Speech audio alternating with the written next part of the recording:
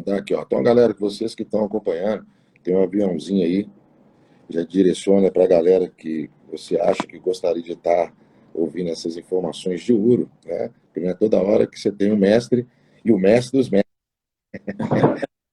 E cada pessoa que vocês, a galera que me acompanha aí, talvez não conhece, né? Porque ele fica nos bastidores. E sempre tem alguém nos bastidores que levanta aquele que aparece. Então, o Zé Carlos, já há mais ou menos 15 anos atrás, foi um dos meus, né, tutores, né, a referência na parte da musculação, né, ele já, né, ministrou vários cursos na minha academia. Eu tenho, né, a minha base, né, dentro do treinamento, né, a biomecânica, a cinesiologia fundamentada, decorrente das suas aulas, viu? Que foram altamente preciosíssimas para a formação, né, do meu profissional, né, tanto acadêmico quanto na parte, né, do dia a dia, né, de trabalho. Então, eu quero te agradecer, né, porque a gente tem que ser grato às pessoas que nos abençoam, a gente tem que dar valor, né, quando a gente recebe uma informação passada com carinho e com amor, né, por alguém que ama o que faz, e a gente simplesmente tem que devolver esse carinho para a galera que está começando. Então, eu acho que a nossa, essa live, ela tem essa empatia, porque são duas pessoas que pensam igual, sentem igual e são apaixonadas pelo mesmo assunto. Então, muito obrigado pelo convite e eu recebo esse convite com muito orgulho. Obrigado, Mará. É recíproco, sim, porque nessas abordagens que o Mará se referiu, a troca de informações, experiências, sempre foi muito intensa. E, com certeza, cada curso que a gente participava junto, eu também cresci muito e curiosidades, inquietações suas do grupo me fizeram também crescer demais. Então, pode ter certeza que a recíproca foi verdadeira em todo o tempo, sem clichê, porque realmente você com a base que vinha, né, tanto teórica pela formação quanto pela experiência, isso é muito, muito bacana para aglutinar. Eu vou iniciar, Mara, continuando aquela pergunta, eu queria que você desse uma ideia para as pessoas de como é o calendário de um atleta de fisiculturismo de nível nacional e nível internacional, se muda ou se não muda, relativo à cronologia do ano. Quanto tempo dura a sessão, né, a temporada dele, quanto tempo ele tem de transição normalmente passiva, ativa. Fica à vontade para você iniciar com essa contextualização aí.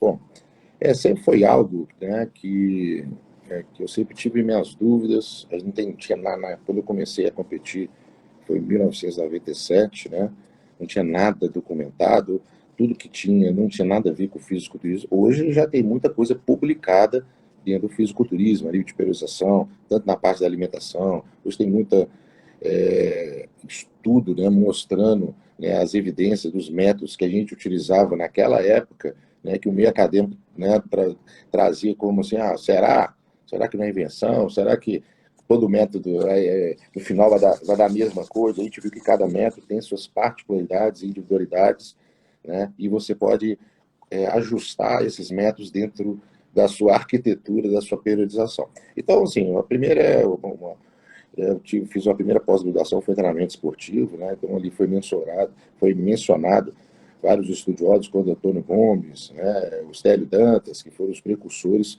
né, dos acadêmicos hoje, que são mestres, né, PhDs no assunto, que foram para o leste europeu, né, e estudar na Rússia, né? Então, lá naquela época, acho que, se não me engano, não era nem Rússia, era a União Soviética. Então, ou seja, o leste europeu era muito forte na parte de periodização. Todos os grandes estudos na parte de periodização dentro dos esportes, Matveyevko, Koverchansky, Platonov, entre outros, vieram do leste europeu. Então, lá né, nos esportes de força, né, de endurance, até a endurance, né, mas principalmente no desempenho de performance e força, tinha um processo de periodização. Bom, então aí você começa a estudar, aí você começa a trazer essa periodização. Será que tem alguma coisa parecida que possa ser usada dentro do fisiculturismo? E foi uma das coisas que sempre me cutucou para mim poder sair da caixinha e tentar fazer o raciocínio científico dentro da prática. Hoje, na verdade, está mais claro. Então, nós temos, né, na época, né, que a gente era dividido em duas fases, o off-season e o pro-contra. Hoje essa nomenclatura mudou. Hoje é bulking e cut. Pô, já mudou tudo, né? Então, assim, hoje já ficou mais estilizado, né? formas né, assim, as gírias elas mudaram, então assim, mas a fundamentação ela é igual. Então depende do atleta. Bom, então hoje os atletas, a gente pode fazer um plano, um trabalho anual ou um trabalho semestral, perfeito? O atleta pode chegar e falar assim, eu vou competir em 3 meses. Então ele não está fazendo periodização, ele está fazendo simplesmente uma fase da periodização, que é o trabalho de definição muscular, que é o trabalho de cut, que é o trabalho de pré-contest, que é o trabalho da fase de definir a pessoa, tirando gordura e tirando a água para que ele possa mostrar o maior físico, né, e a muscularidade no qual ele se encontra. Bom, mas dentro da periodização ideal, né, eu gosto muito de fazer um trabalho de ano. Bom, então, por que isso? Porque eu não consigo ficar competindo o ano todo igual jogador de futebol. Mesmo o jogador de futebol jogando todo ano, ele faz uma periodização. Claro que você pode ver que o time que começou ganhando tudo na primeira fase, né, no início do campeonato, talvez não seja o time que está com maior desempenho no final do campeonato. Entende? Isso pode oscilar. Por quê? Porque ninguém consegue ficar em alta performance o ano todo. Então, a periodização, primeiro, é para que você chegue no ápice da sua performance no dia certo. Outro ponto, não adianta eu ficar seco e grande 2 meses antes, porque vai cair meu rendimento e talvez naquele dia do campeonato a minha competência ela não seja meu 100%, seja 90% e eu posso perder para mim mesmo. Então, a periodização ela tem que ser arquitetada de uma forma inteligente, trabalhando fases, para que você possa melhorar as suas valências biomotoras, que vão te ajudar a você melhorar a sua força e também resistência, para que você possa estar forte, musculoso e bem condicionado. Então, lembre-se, a gente sabe também que um dos princípios, que é a lei da adaptabilidade. Por que fazer a periodização? É fases distintas, com objetivos diferentes, para que você sempre dê estímulos novos para gerar resultados novos. Então, a periodização serve para que você possa dar ênfase em certas áreas do treinamento, ter características, né, na forma da execução, né, dos treinos, para que você possa fazer o corpo estar sempre em mudança. Bom, então nós temos hoje, eu sempre volto nas premissas do aonde eu estudei. Cada um fala de um jeito. Então eu começo com a fase básica. Primeiro comecei o ano, beleza. Então tem lá a primeira semana, 2 semanas, é um mesociclo de introdutório, só para tirar a teia de aranha, para voltar ao ritmo. Depois disso eu vou entrar numa fase que eu chamo de fase básica, onde eu tenho que gerar o máximo de ganho neural, ou seja, ativar mais unidades motoras, fazer com que eu consiga usar todo o músculo, porque quando você está destreinado, você usa 70% das unidades motoras e as outras ficam inativas ou desacordadas, né, ou descansando pela falta de uso. Mas com o treinamento você começa a acordar aquelas unidades motoras, que isso é o ciclo, é a coordenação intramuscular, que eu aprendi muito com o José Ricardo, perfeito? Melhorar o sincronismo das unidades motoras, fazer com que aquelas unidades motoras ela ativem no mesmo momento, para que você melhore o potencial de competência de executar a força. Então, você tem que trabalhar a força. E dentro da musculação, você tem duas variáveis que devem ser trabalhadas, carga e volume. No começo, nós vamos trabalhar com carga maior e o volume mais baixo, visto que o seu condicionamento cardiorrespiratório, o seu metabolismo ainda está em condicionamento. Ele está em crescentes. Então, vou fazer exercício muito volumoso, o seu corpo não está preparado. Então, primeiro nós vamos ganhar força com volumes de treinamento mais baixos. Depois a gente entra numa fase que dentro do book, né, que a gente chama, que é do período preparatório, né, ou período de construção, off-season, que é a fase específica, que é o trabalho de hipertrofia. Então, a gente ganhou força, e aí depois nós vamos começar a ganhar ou seja, progressivamente o volume de treino, botar mais exercícios, fazer uma tonelagem maior, carga sempre alta, né? Você já ganhou, você já melhorou sua capacidade potencial de força, mas nós vamos aumentar o volume de uma forma progressiva. E depois disso, no cut, naturalmente, nós vamos entrar num outro período, que é o período pré-competição, que é o período de cut ou pré-contest, que pode durar de 3 até 4 meses. E esse período se caracteriza por treinos mais metabólicos, com cargas que você já, né, desenvolveu na primeira fase, mas a gente não vai conseguir aumentar bruscamente as fases. Talvez ela suba pelos pelos hormônios, mas quando a pessoa ela vai competir o fisiculturismo naturalmente, como nós temos um atleta aqui, que é o Matheus Fiorotti, tá? É um atleta natural, né, com físico aí que maduro por ser um atleta natural, tá? Que é um rapaz que a gente está acompanhando, e que você vai manter a carga e tentar fazer com que os treinos, além de ser volumosos, sejam um treino mais compacto, para gerar o estresse metabólico junto com o estresse tensional, para que você gere o máximo de hipertrofia, o máximo de densidade da musculatura, ou seja, o que é densidade muscular? Maior capacidade de armazenamento de água, glicogênio, eletrólitos e minerais, para que você dê aquela impressão de dureza, de hard, né, de compacto, de denso da musculatura, e quando a gente vai estudar a microbiologia, a gente chama de hipertrofia sarcoplasmática. E na fase, até você chegar no nível onde o seu percentual está baixo, você conseguir tirar o máximo de água, né, extracelular, para que você possa ter o melhor físico do mundo.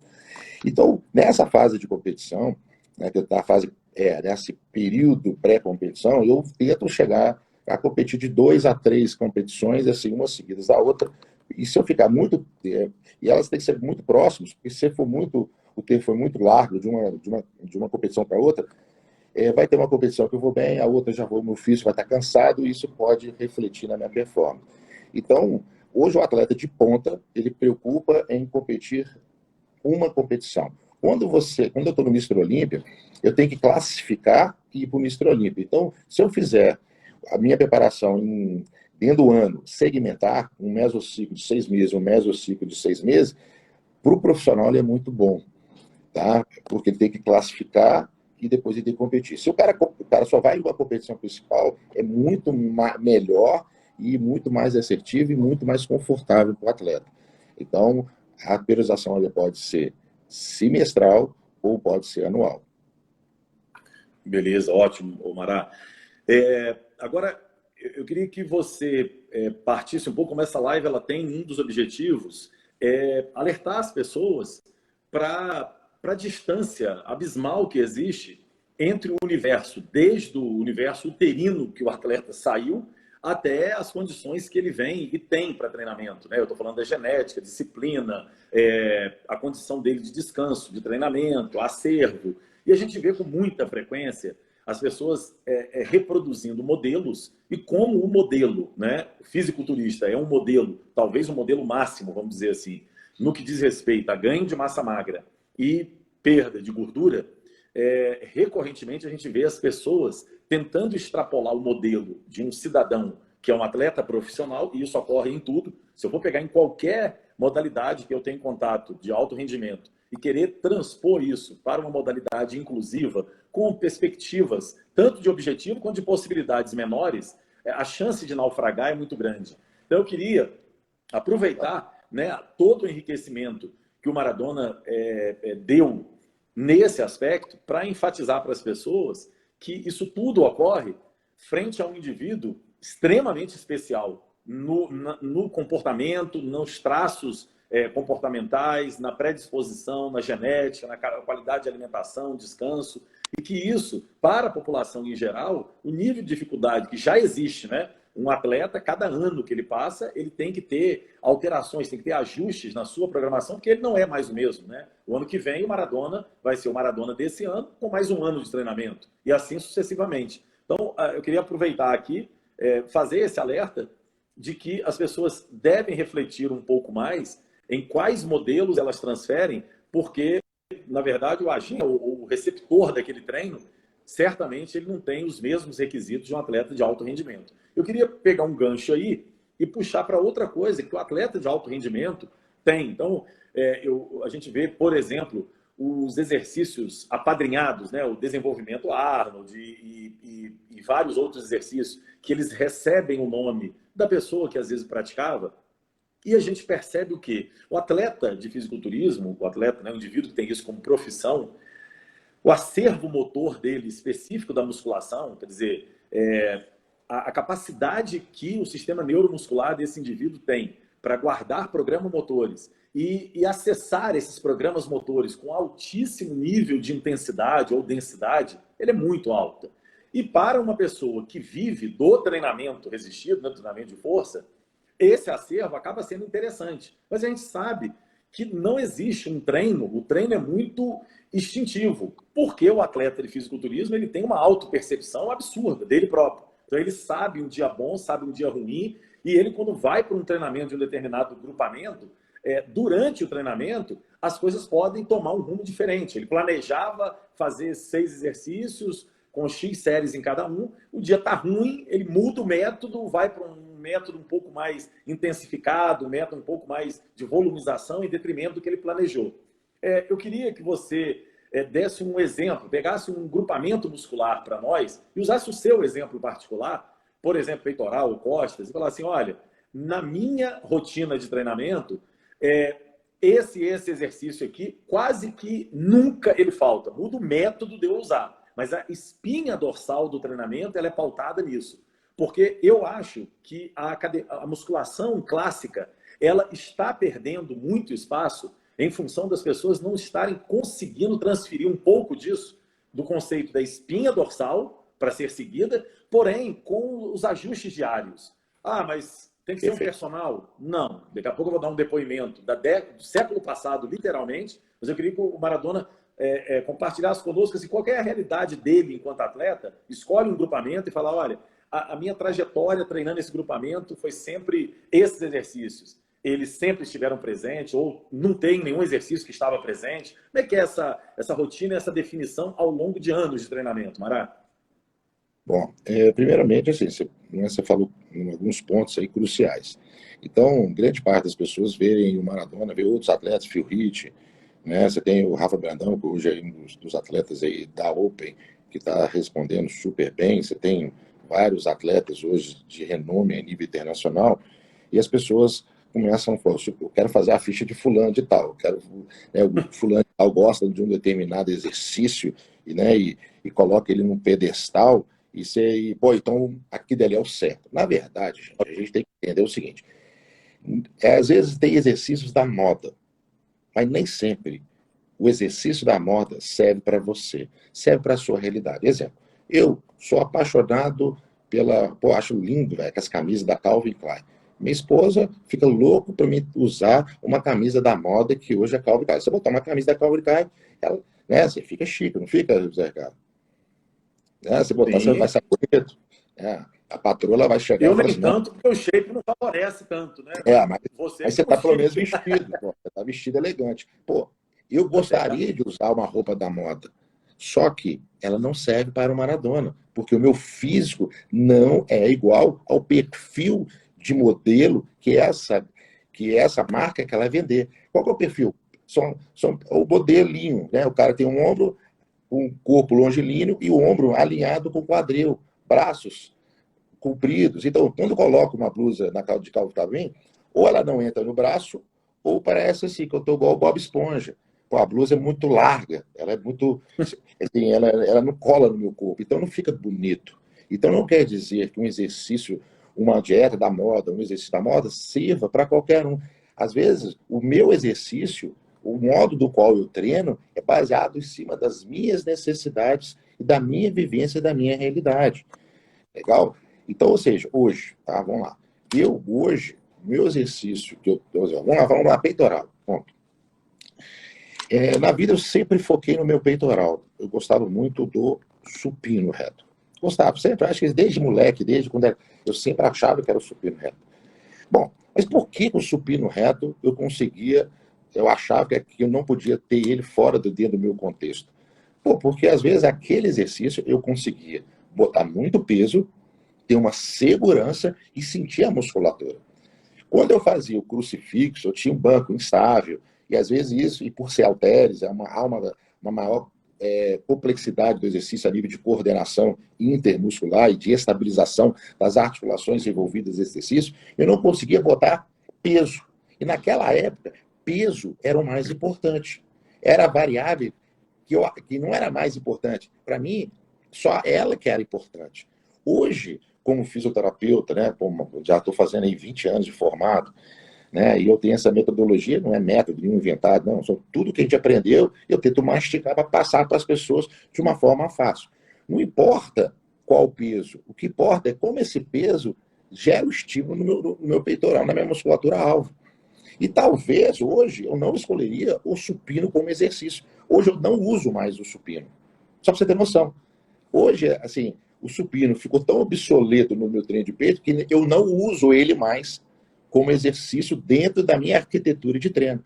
Primeiro, eu tenho o meu ombro, tem uns desequilíbrios da minha glenomeral. A gente sabe que o supino é um exercício que gera muito lesão a nível de glenomeral e acômio clavicular. Segundo ponto, é um exercício que você tem que ter muita destreza para tirar fora da jogada o ombro e o tríceps, porque ele faz parte da alça motora.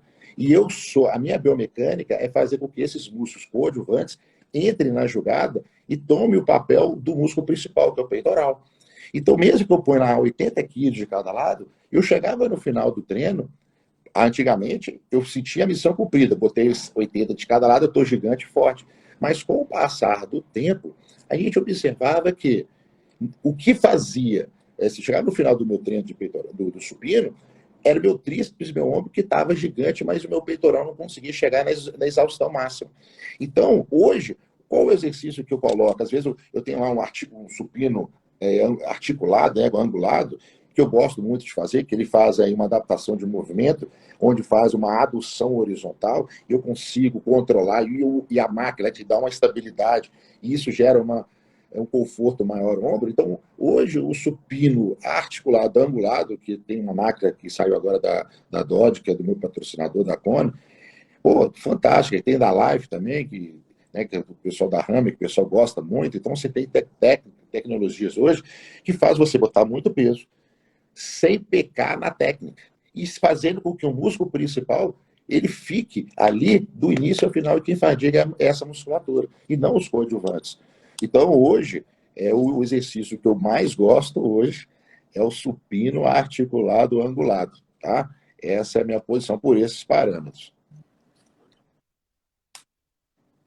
Perfeito, Mara. Foi interessante porque, ao longo do tempo, né, você fez uma adaptação, não só por uma limitação articular, mas também, de certa forma, porque, de repente, adaptações que você obtinha com esse exercício, ela pode ter chegado também numa curva de saturação, seja ela mental, seja ela fisiológica, que te permitiu, às vezes por motivação, ninguém sabe a carga que influencia a motivação e a resposta fisiológica, mas certamente, né, o fato de você ter usado, né, o equipamento convergente com uma curva diferente, certamente provocou aí novas adaptações. Eu vou pegar um gancho numa fala do Jucimar, que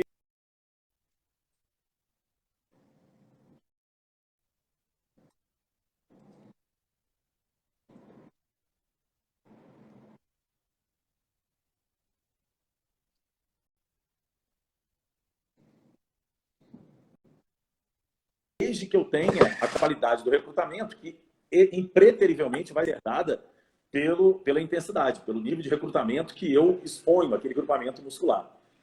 E eu tenho uma tendência, e vinha trazer para nós aqui, eu fiz uma análise há pouco tempo da literatura que não é muito ampla, que fala sobre falha ou não falha e hipertrofia, e eu vou juntar, já que o Josimar falou de volume e intensidade, eu vou falar de falha e não falha e das séries mais volumosas, né? Bom, primeiro, eu vou confessar assim, um receio que eu tenho de essa informação, e por que essa? Um ponto que me chamou muita atenção, e eu alerto desde já, é que um estudo feito com 12, 16 semanas, ele tem que ser muito bem avaliado ao generalizar e concluir, porque as pessoas estão muito em busca de uma conclusão pontual.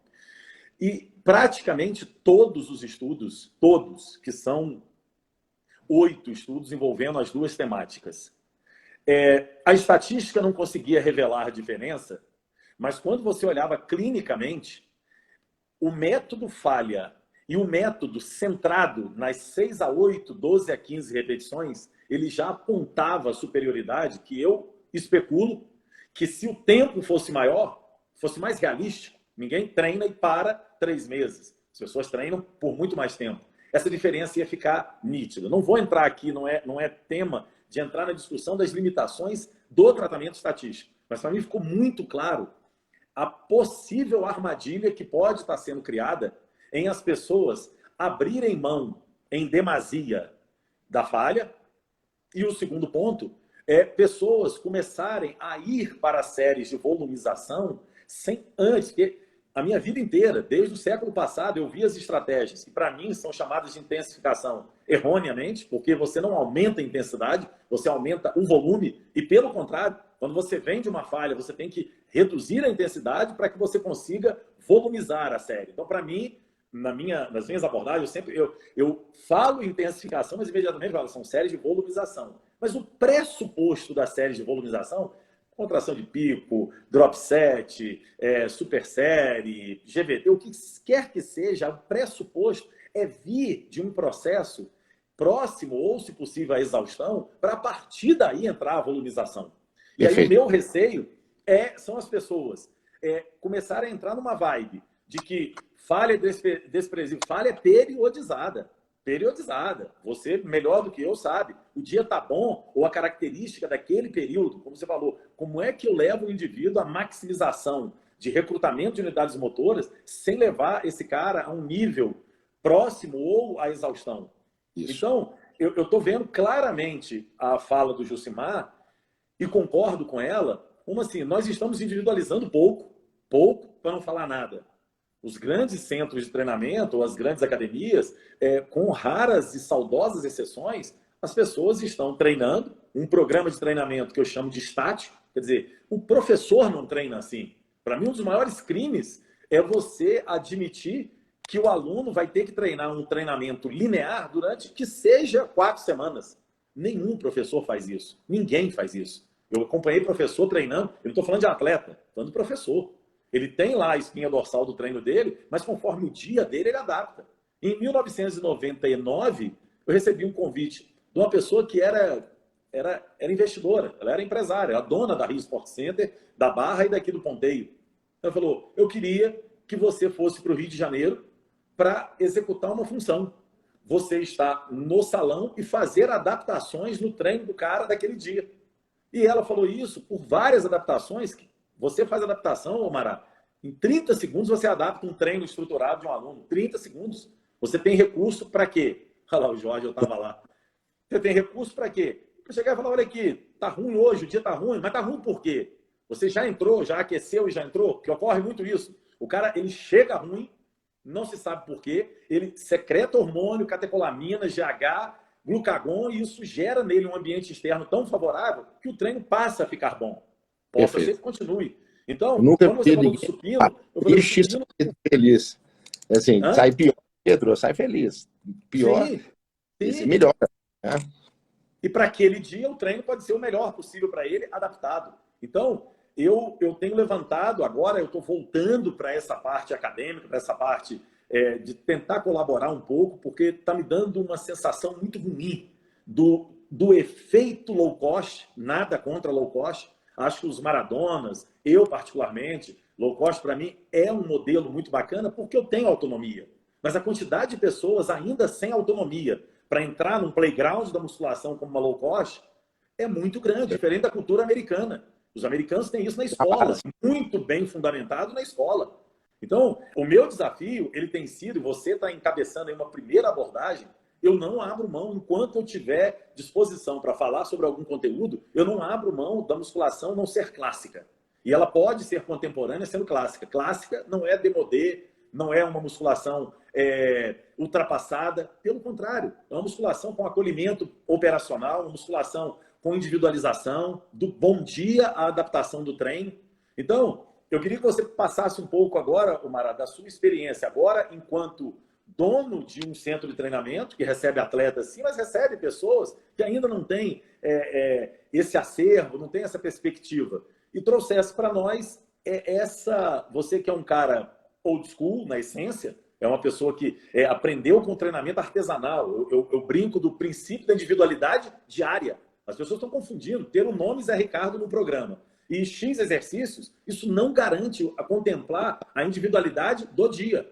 E você, como eu sei que vem dessa escola, como é que você está lidando com isso? Faz um bom tempo que a gente não tem esse contato mais em nível operacional. Como é que você está enxergando isso de forma particular e geral, nas academias em geral? Eu fui claro na minha dúvida? Assim, o que eu vejo é o seguinte, hoje nós temos vários coaches. Então, hoje nós estamos na era dos coaches. Então tem gente lá que estagiário é coach. O cara, primeiro ano, primeiro formou é coach. Tem cara que é engenheiro e virou coach de treinamento. Não, hoje eu vejo, o cara nem é formado, o cara subiu numa competição, virou coach. Hoje é tudo coach. Então o cara monta um treino e passa o treino. Então, ou seja, será que esse volume de treino, ele orienta aquela pessoa? Então, ele vai seguir aquela estrutura, aquele raciocínio. Bom, será que existe um raciocínio de evoluções na sua competência? Exemplo, eu quero melhorar a força no agachamento. O que eu preciso para potencializar a força do agachamento? Quais são os exercícios prévios que eu tenho que trabalhar para que a hora do agachamento eu fadigue ou quadríceps, que é o músculo principal, ou as meninas, não, estou fazendo um agachamento mais a fundo porque vai dar ênfase mais em glúteo, né, e etc. Bom, será que eles fazem isso? Bom, será que eles orientam os seus alunos que cada treino ele tem que ser diferente do treino anterior?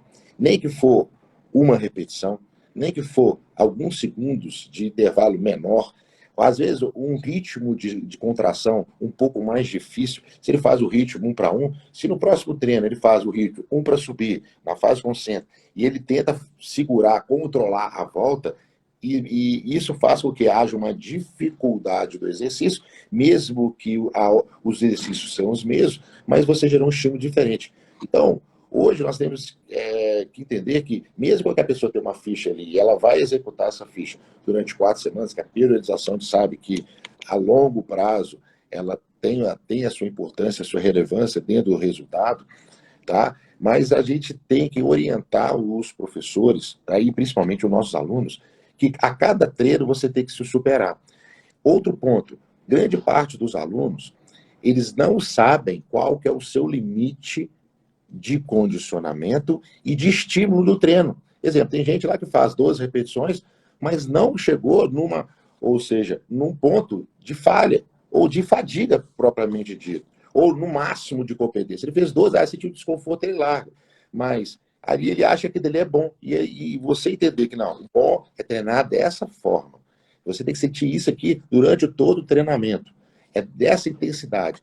Tá vendo aqui, ó, no final do treino, tá vendo que você está sentindo hiperemia, fadiga, aquela queimação, tá vendo isso tudo que está acontecendo? Você tem que mostrar para ele, ó, tudo que você fez, nós conseguimos gerar o estímulo. Então, você tem que ter esse parâmetro do seu treino. Se você está treinando sozinho, você tem que trazer o seu treino para esse nível de treinamento, para que você possa aproveitar. Bom, eu sei puxar meu aluno e fazer ele treinar no melhor dele, nem mais ter no excesso, e nem menos que é submáximo. Eu consigo conduzir e mostrar o melhor do meu aluno. Mas será que os professores sabem? Tem professor que nunca treinou, tem professor que nunca vivenciou o que é uma falha consciente, eu lembro direitinho. E a gente, no nosso centro de treinamento, eu tinha um coordenador que era muito inteligente, né? Super estudioso, que era o Carlos Eduardo, né? Hoje tem um sistema de treinamento que é Gol 30, super competente. Cara, e ele era da teoria, ele era magro e tal, mas ele gostava da musculação. E eu falei, meu irmão, você não sabe o que é falha? Não, eu sei que é falha. Eu falei assim, você não sabe o que é falha. Eu vou te ensinar hoje. E eu fiz ele ter a falha da excêntrica.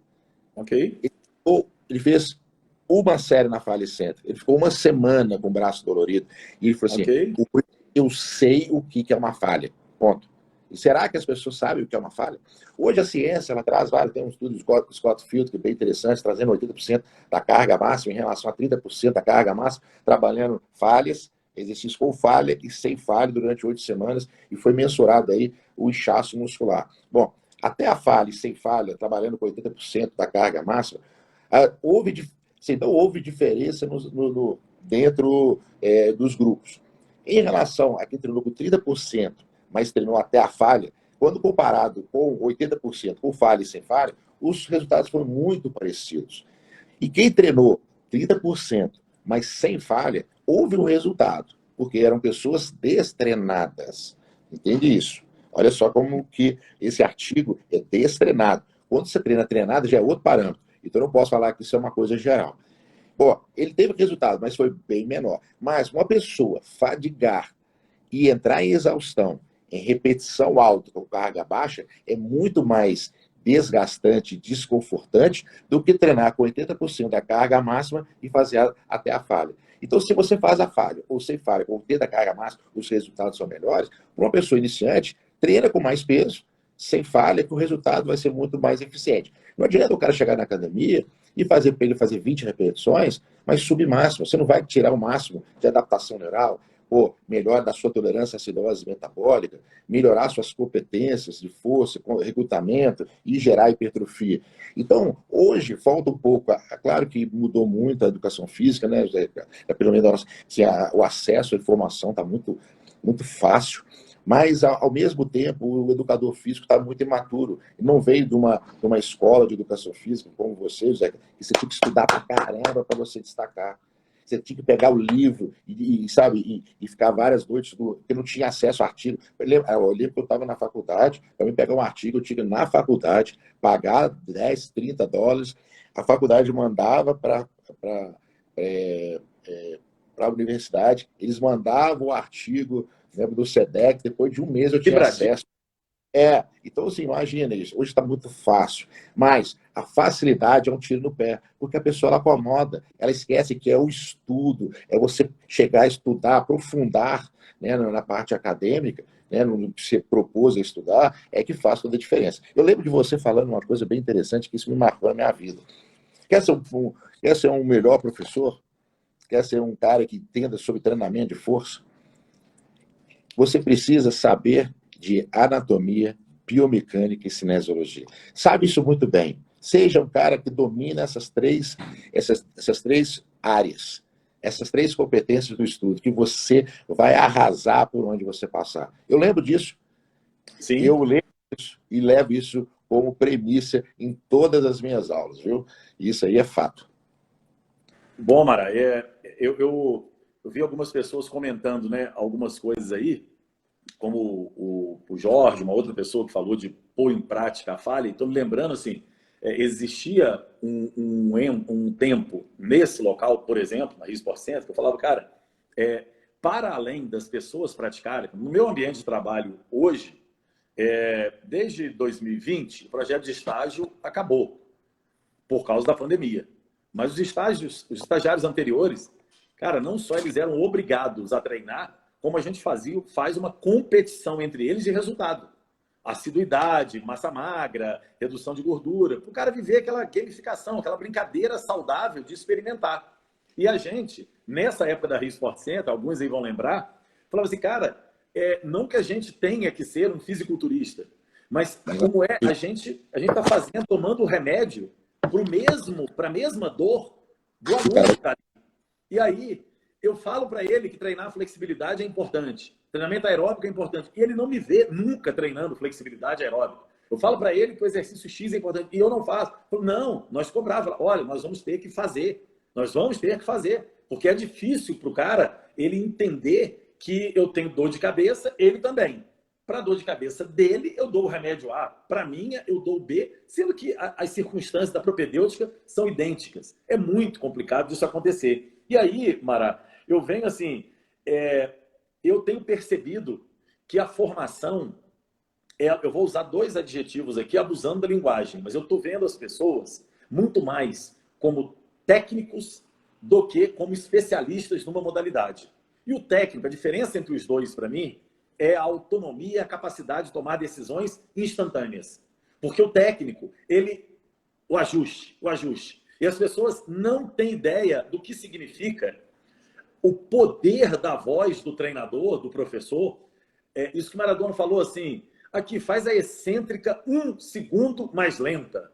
Cara, isso, fisiologicamente, de repente, ele compensa numa hiperextensão que diminui aumenta o intervalo entre as repetições, ele faz uma manobra, mas nós estamos falando do contexto do treinamento. Eu estou me lembrando de uma entrevista do Filipão, o cara com o currículo que o Filipão tem. Numa entrevista ele falou assim, minha equipe pensa todos os dias em como montar treinamentos que atinjam a meta, mas tem um grau de novidade. É o ser humano, cara. O ser humano, ele não lida bem com a rotina. Ninguém lida bem. Eu volto a puxar a brasa para essa sardinha. É um crime para mim, porque se os professores pegassem um programa e ficassem 8 a 12 semanas com ele, religiosamente executando esse programa, eu bato palma que ele pensa, não que ele tenha o direito de reproduzir com o outro, mas que ele passe pela cabeça dele disso ser um método interessante. O que mais me incomoda é que nenhum professor executa isso consigo mesmo. E ele reproduz isso para o aluno, e a história que eu sempre escutei foi: tem muito aluno para nós. E a frase que eu sempre falei foi: não importa se tem 60, 6 ou 1. Se tiver 6, você vai conseguir atuar nos 6 todos os dias? Vou. Então, atua em 10% dos 60 todos os dias. De 10 em 10 dias, que eu acho que é menos, você vai ter feito uma abordagem muito individualizada com todas as pessoas desses 60. O que eu quero dizer é, não justifica para mim, em hipótese alguma, a quantidade de alunos que às vezes o dono, o gerente, a circunstância, não me interessa nesse momento. Não me interessa se tem 100 alunos. Eu tenho que intervir em todo o meu tempo. Porque tem 100 eu não consigo atender aos 100, eu atendo 0. Isso é péssimo. É o pior diploma que eu acho que a gente pode estar dando. E eu acho que os modelos low cost para pessoas sem autonomia, aí eu estou falando de pessoas sem autonomia, eles só estão vingando porque nós deixamos lugar. Tipo relacionamento. Você tem um relacionamento com uma pessoa e você não ocupa o seu lugar, você não está presente, você está abrindo espaço para que outra pessoa assuma esse relacionamento. É assim na musculação. Se você não se apropria, aí depois eu vejo, tem uma especialidade, que não me interessa qual, começa a se apropriar, aí fica ligando para a CREF indevidamente, fica ligando, chamando pai, chamando dono, porque tem pessoas assumindo. Uma frase que eu sempre falei: as variáveis e o treinamento estão aí. Se você não assumir, alguém vai assumir. E quando esse alguém assumir, vai ser tarde para você chorar. Então, é muito importante que a gente, sim, ponhamos em prática? Sim. Ah, mas eu sou um frango, eu sou magrinho. Não interessa, cara. Você não vai conseguir ler o que é fadiga em livro nenhum. Você não vai conseguir sequer explicar a diferença de uma medida escalar como a fadiga para uma medida dicotômica, de corte como a exaustão. Tem que ser. Eu tive experiência com um atleta, foi vice-campeão olímpico esse atleta. Eu treinei com ele. Eu falei, eu não estou acreditando, cara.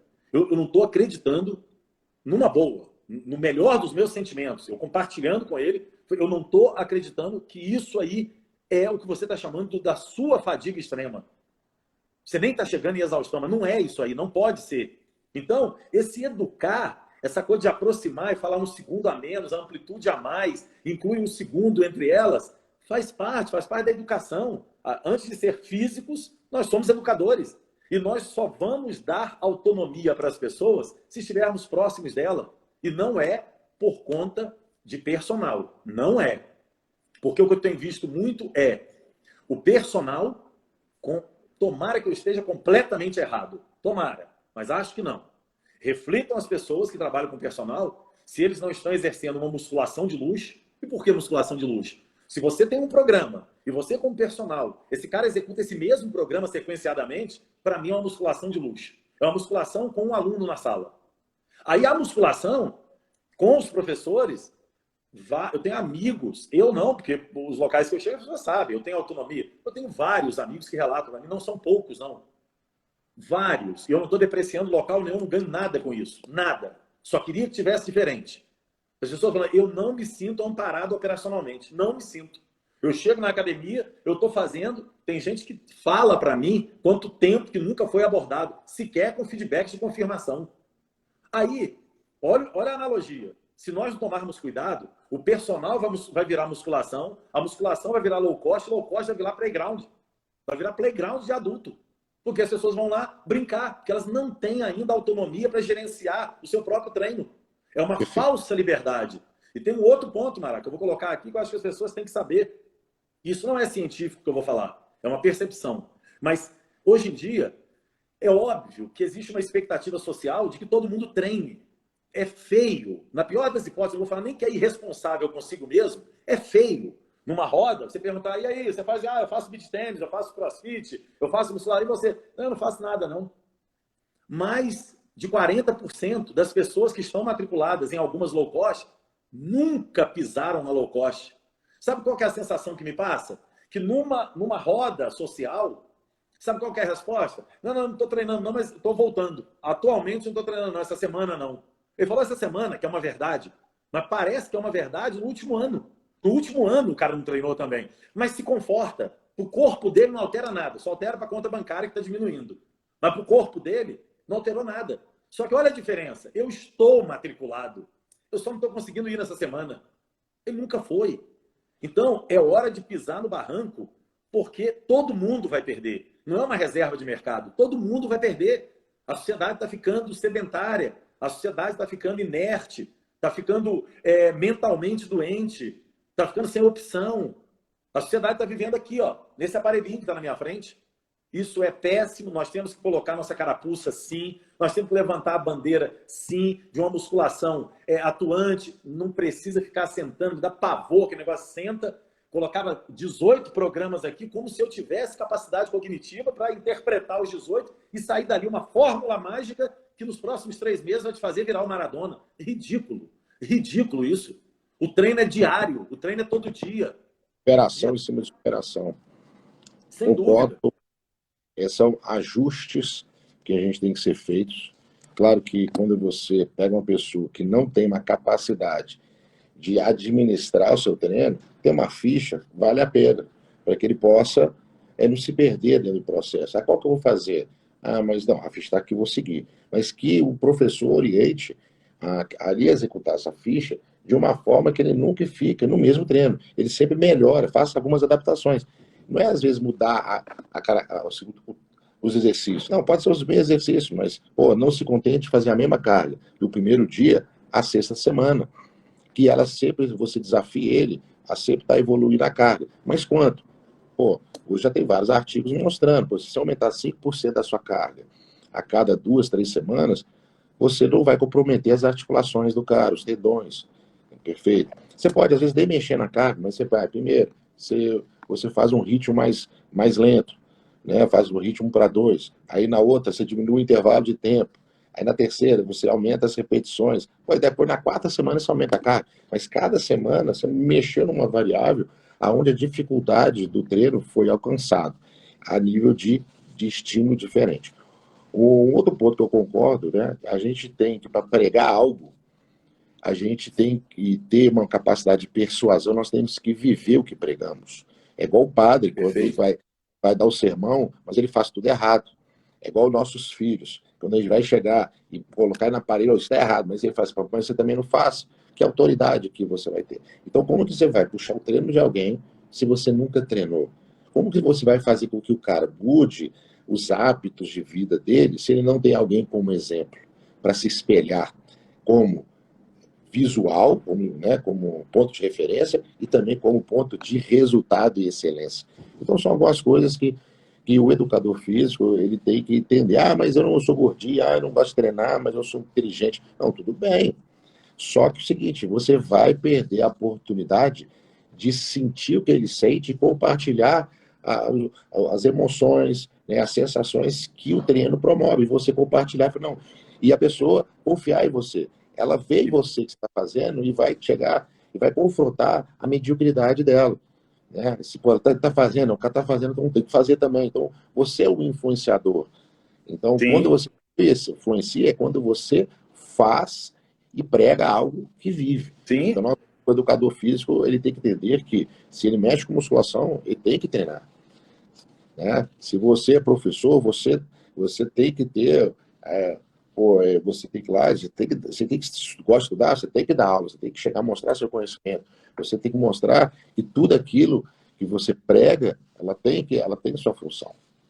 Ô Mará, eu estou me lembrando que um dos cursos que nós fizemos da sua academia, você está lembrado que eu mapeei com você uma sessão de treino inteira do Ronnie Coleman, na época áurea dele, e dali saíram conceitos assim, por exemplo, eu lembro da flexão. Primeiro assim, nós vimos, não são 8-12, 6-8, 12-15, que tem uma faixa boa, não. Nós pegamos vários exercícios de amplitude grande do Ronnie Coleman, fazendo 20 ou mais repetições, que o tempo sob tensão não dava 20 segundos.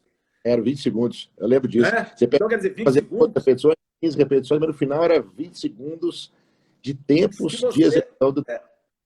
Se você fizer uma série com 1 segundo de concêntrico e 2 de excêntrico, dava 6 repetições. Então, verificamos assim, o quanto que aquela pausa, além de todo o background pré-treino e genético, histórico, tudo que ele tem, naquela época tinha, o fator da mudança sutis em sistemas de alavanca que faziam com que ele não executasse a mesma série 2 vezes. A série era diferente, mas dava a impressão que o movimento cinesiológico era o mesmo. Ô Mará, eu vou pedir uma... Vou aproveitar que nós estamos falando de provocação e tal.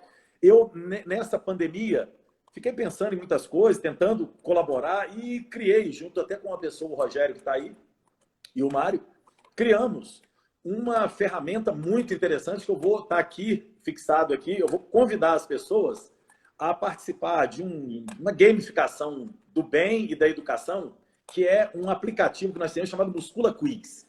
Muscula Quiz, ele é um quiz, obviamente, relacionado a treinamento, musculação, ele está na sua versão 1.0, tem uma tecnologia muito bacana, uma gamificação, você compete com as pessoas sobre conhecimento, são perguntas que vão sendo lançadas, você tem uma ampulheta ao lado e você vai marcando, tem vidas, você ganha vida, perde vida, tem uma responsabilidade social muito grande, porque a gente não permite que ninguém jogue mais do que 2 horas por dia. Na verdade, não é jogar, é aprender. Porque quando tem uma pergunta, por exemplo, cita uma diferença que caracteriza todos os leg press e todos os agachamentos. Está lá, tudo múltipla escolha, o cara escolhe. Se ele marcou errado, ele vê a resposta certa. Então, eu vou aproveitar para convidar as pessoas para baixar esse aplicativo, darem feedbacks. É um aplicativo super bacana, leve, bem interativo. E a versão 2.0 ela vem com possibilidade de fazer ligas de academia. Então, a academia quer fazer um treinamento durante meia hora no sábado, ela quer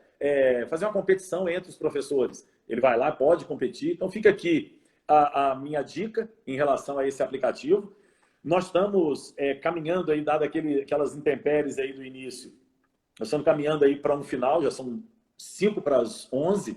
Eu quero, mais uma vez, aí, agradecer muito ao Maradona por tudo, né? É uma aula que a gente tem, não só de experimentação, de vivência, mas é uma aula de humildade, que eu acho que está faltando isso em todo mundo, sabe? Essa coisa do professor estar no pedestal, do professor sabe tudo. Eu tenho alguns trabalhos assim, orientados com alunos na época do UniBH, muito bacanas, que trazem luz a isso. Trabalhos, por exemplo, verificaram os alunos, foram mapeados, 170 alunos mapeados no treino deles, e o aluno, assim, matando o exercício recorrentemente sobre a prerrogativa, que ele não gosta do exercício. Eu ficava me perguntando, cadê a relação entre professor e aluno? Ele não gosta do exercício, ele não fala para o professor não percebe e fica aquela coisa, aquela relação mascarada, aquela relação maquiada. Então, eu acho que a gente está precisando, sim, dessa dose de humildade, de descer para tentar entender a perspectiva do aluno. E o Maradona, em toda a minha experiência, seja como professor dele na pós-graduação, seja ministrando curso na academia dele, ou discutindo com ele, a primeira aula que a gente deve levar é essa, é a humildade para saber que a gente sempre vai aprender com o aluno, a gente, do mesmo jeito que sempre aprendemos com filhos, com pais, enfim, e desejar, Mara, de novo, sempre à sua disposição para o que você julgar que eu possa ser útil e ajudar e conversar em alguma coisa. Agradecer novamente aí e desejar aí ainda mais sucesso. Você é merecedor demais disso, um cara que sempre batalhou muito. Eu torço muito para que seus projetos alavanquem, para que você continue disseminando aí, contribuindo com a educação física, a musculação, o fisiculturismo, enfim. Quero te agradecer pelo convite, quero te falar que você foi muito importante na minha formação, você me motivou muito a estar buscando mais conhecimento, e de uma certa forma que o que você fala está certo, porque assim, hoje eu estou fazendo doutorado, e quanto mais a gente estuda, mais eu não tenho tanta certeza das coisas como eu tinha quando eu comecei minha faculdade. Antigamente eu tinha muito mais certeza, não é assim e ponto. Hoje pode ser isso, pode ser isso, pode ser isso, mas tem isso, mas eu tenho que ver esse lado aqui, biomecânica, avisar. Então, ou seja, tudo que às vezes era claro e óbvio, hoje depende. Então, acho que a ciência, né, os bons professores que fazem a gente pensar e não decorar, eles fazem parte. Perfeito. Agradecer, porque você foi um desses mestres, né? Entende? Tá? Então, isso aí é o dom Mará, de ser médico, eu vou, tá? De agradecer aí por tudo, pelo carinho. eu vou compartilhar. Não, eu agradeço também, vou compartilhar. Assim, o Maradona, é, em vários momentos, isso é bacanésimo, essa humildade, essa gratidão que eu nem acho que eu sou merecedor, acho que tudo está realmente muito dentro dele e eu, na verdade, posso ter viabilizado algumas coisas, mas realmente está dentro do Maradona. Para ser um atleta do nível que ele foi, resiliência, força de vontade, gana é a primeira prateleira. Então, por aí a gente vê que a minha contribuição, com certeza, ela serviu para dar alguns insights, mas o mérito, a responsabilidade é toda dele. Em várias vezes, o Maradona não precisa, ele sabe disso, ele não precisa em hipótese alguma, mas sempre fez questão. E eu tenho visto alunos, eu fiz um post há pouco tempo aí no meu perfil, alunos, cara, agradecendo, assim, alunos já hoje muito bem projetados no mercado, agradecendo, não necessariamente se eu ensinei supino certo ou errado, mas eu ensinei o olho a brilhar, ele a ver que tinha que ter gana, tinha que ter paixão para aquilo. E isso eu acho que é o lado da educação, sabe, Mara? Eu acho que conteúdo, para mim, como professor, para o professor que está na sala de musculação, me desculpe, é obrigatório. É obrigação nossa sabermos, como um eletricista sabe cada alicate serve para quê, cada chave de fenda, é obrigação. Eu acho que nós extrapolamos isso e assumimos o papel de educador quando a gente vai no indivíduo. Então, assim, fico muito feliz de ouvir isso de você. Terminamos aqui esse encontro com uma energia maravilhosa. Te agradeço mesmo. E sempre à sua disposição, torcendo aí por você. E agradeço às pessoas que entenderam. Nós caímos aí 3 vezes, voltamos. E eu espero que tenha contribuído aí para a reflexão das pessoas, para um novo gás aí, para enxergar a educação física cada vez como mais importante. Eu te agradeço e conta comigo aí, tá bom? Beleza, Mará? Tá bom? Grande Massa. abraço, coração. Deus te abençoe, te ilumine e faz você esse cara ser cada vez mais maior, né? Como um todo. Mais Todo maravilhoso mundo. aí no. Saúde aí para a família. Amém. Para vocês também. Tchau. Valeu. Obrigado, pessoal. Até a próxima.